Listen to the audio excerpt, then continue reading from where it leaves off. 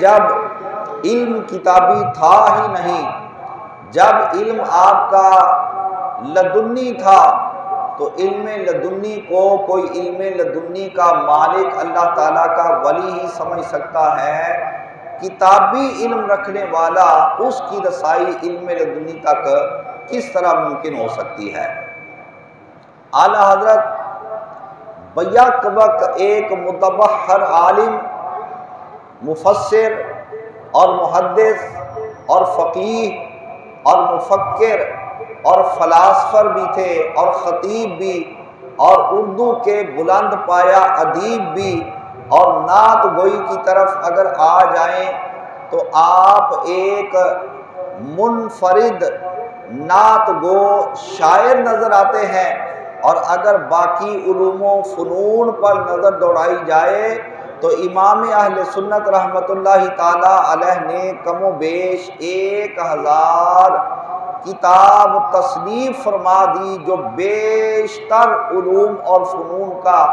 خزانہ ہے، بیشتر علوم اور فنون ان کے اندر جمع کر کے تقریباً 1000 کتاب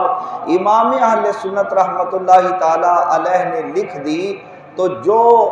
1000 کتاب لکھ سکتا ہے اور بہت سارے علوم اور فنون ان کے اندر جمع کر سکتا ہے، وہ بندہ کوئی عام کوئی چھوٹا عالم نہیں ہو سکتا، وہ یقیناً اللہ کی بارگاہ سے علم لدنی کا فیض پانے والا ہی جید عالم دین ہو سکتا ہے۔ اعلیٰ حضرت کی خدمت کے اندر جب کوئی بھی سوال آتا، اس کا جواب لکھنا ہوتا، اعلیٰ حضرت رحمۃ اللہ تعالی علیہ ادب کو ملحوظ خاطر اور مد نظر رکھا کرتے تھے۔ آپ نے کبھی ادب کے دامن کو اپنے ہاتھ سے نہیں جانے دیا، اس واسطے کہ ادب ہے تو سب کچھ ہے، اگر ادب نکل جائے تو بعض اوقات انسان گمراہی کی تمام حدوں سے آگے نکلتا ہوا اپنا ایمان ضائع کر بیٹھتا ہے۔ اعلیٰ حضرت رحمۃ اللہ تعالی علیہ نے ادب کو مد نظر رکھا، چاہے وہ کسی ولی کا ادب ہو، چاہے وہ کسی تابعی کا ادب ہو، چاہے وہ کسی صحابی کا ادب ہو، چاہے وہ حضور کی ازواج مطہرات کا ادب ہو، چاہے وہ حضور کی آل کا ادب ہو، یا پھر وہ اللہ تعالیٰ کے کسی نبی کی ذات کا ادب ہو۔ جب بھی اعلیٰ حضرت رحمۃ اللہ تعالی علیہ نے ان ہستیوں کے بارے میں قلم اٹھایا تو آپ نے انتہائی ادب کے ساتھ اپنا قلم اٹھاتے ہوئے جو آپ نے تحریر فرمانا تھا ادب کے دائرے کے اندر رہتے ہوئے اس کو تحریر فرمایا۔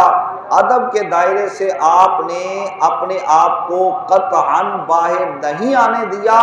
کیونکہ جانتے تھے ادب کے دائرے کے اندر رہوں گا تو اپنا ایمان بچا پاؤں گا۔ ادب سے باہر نکل آیا، ایمان جاتا رہے گا، تو جب ایمان ضائع ہو گیا تو دنیا کے اندر کیے ہوئے اعمال بھی جاتے رہیں گے، اور آخرت کے اندر سوائے نقصان اور تباہی اور بربادی کے کچھ بھی ہاتھ کے اندر نہیں آ سکے گا۔ مولوی فضل عظیم بہاری،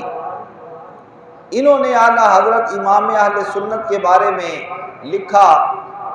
جب ان کے ہاتھ کے اندر امام اہل سنت کا فتاویٰ آیا تو کہنے لگا کہ میرے دل میں آج تک اس امام احمد رضا کے بارے میں جو غلط فہمی تھی وہ اس کتاب کو ان کے اس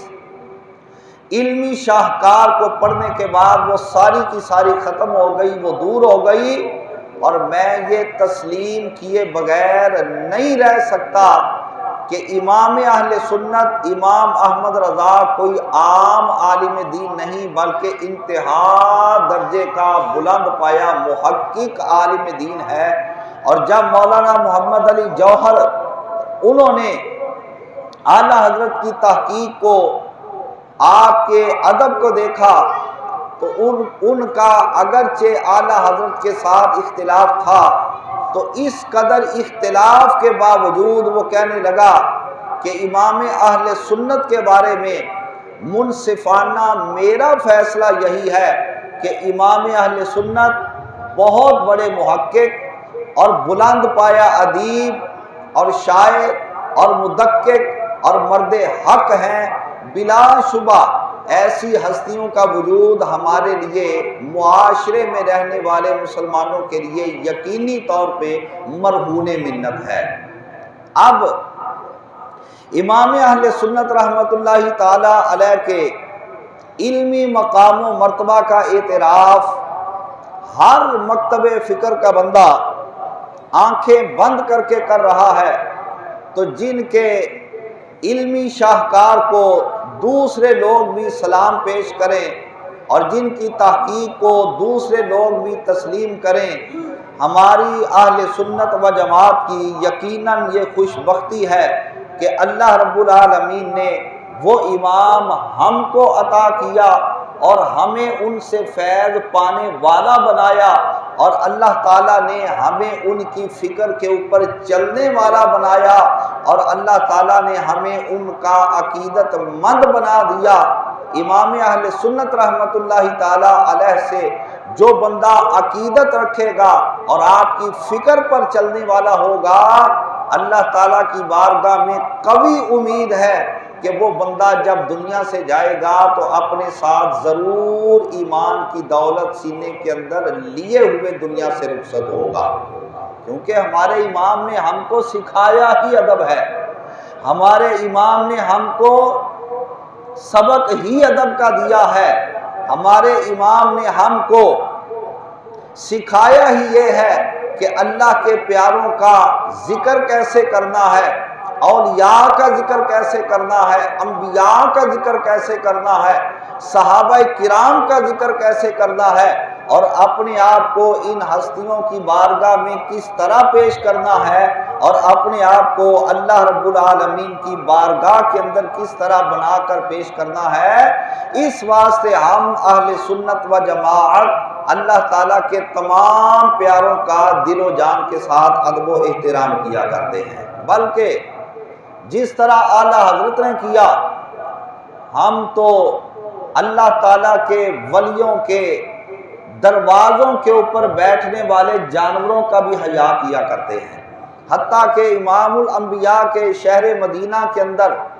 رہنے والا کوئی جانور ہو، کتا ہو، ہم تو ان کتوں کا بھی ادب کرتے ہیں، تو جب محبوب کی نگری کے اندر رہنے والے جانوروں کا ہم ادب کرتے ہیں تو ان کے غلام جو انسانی شکل و صورت کے اندر ہے ان کی بے ادبی ہم لوگ پھر کس طرح کر سکتے ہیں۔